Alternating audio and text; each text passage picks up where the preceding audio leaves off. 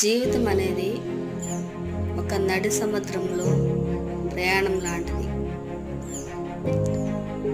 ఆ ప్రయాణాన్ని పిరికివాడు ప్రమాదంగా మారతాడు, ధైర్యవంతుడు సాహసంగా మారతాడు, తెలివైన వాడు విహారయాత్రలు ప్రయాణం చేస్తాడు.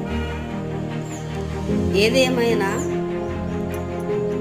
మనిషి ఒక జీవుడిని పుట్టించినాక దేవుడు తీసుకోపోయేంత వరకు ఏ ప్రమాదాలకి ఏ అఘాయిత్యాలకి చోటు చేసుకోకూడదు. దేవుడిచ్చిన వరాన్ని ఆయన తీసుకోపోయేదాకా మన జీవితం సాగించడమే